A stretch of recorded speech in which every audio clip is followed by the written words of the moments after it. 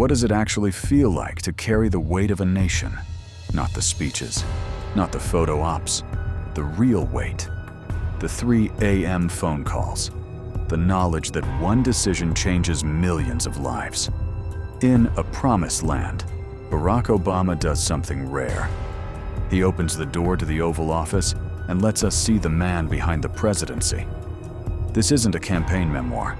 It's a leadership manual written in real time. And inside it are 3 specific lessons about power, pressure, and staying human when the world wants you to be a symbol. In the next few minutes, we're extracting 3 core lessons from Obama's first volume. These aren't policy debates. They're psychological truths. Lesson 1. The loneliness of the final call. Lesson 2. Hope as a strategy. Lesson 3. The cost of cool. First lesson. The final call is always yours, and you make it alone. Obama writes extensively about the weight of decision-making. He describes meetings where advisors argue passionately, where intelligence is conflicting, where the stakes are life and death, and then everyone leaves, and he sits in the quiet with the papers, knowing that no matter how many people advised him, the signature at the bottom is his. The Bin Laden raid, the Afghanistan troop surge, the auto industry bailout. Each one, he writes, took a piece of him, not because he doubted the decision, but because he felt the weight of the consequences on real human beings. Leadership, he reveals, is not the thrill of power. It's the endurance of solitude. Second lesson. Hope is not naive. It's a strategic weapon. Critics have always mocked Obama's emphasis on hope. They called it empty rhetoric. But in the book, he reframes it completely. Hope, he argues, is a discipline.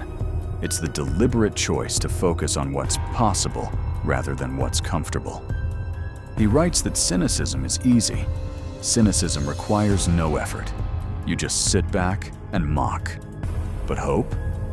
Hope demands that you get in the arena, that you risk failure publicly, that you keep moving toward a vision even when the path is dark.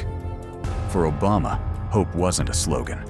It was the only thing that kept him moving through the gridlock, the attacks, the slow grind of governance. Third lesson. The cost of being cool is sometimes feeling nothing at all. Obama is known for his calm. No drama, Obama. But in A Promised Land, he admits the price of that calm.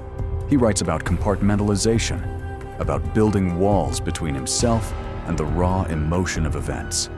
It allowed him to function, to make clear decisions. But it also, he confesses, created distance.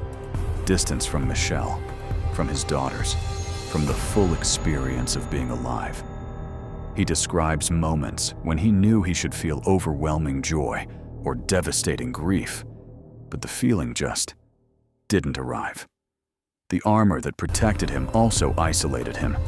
And that, he writes, is a trade-off every leader must face alone.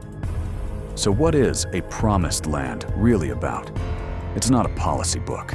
It's a confession, a rare look at the human cost of leadership. Obama's real subject isn't what he accomplished. It's what it cost him to try.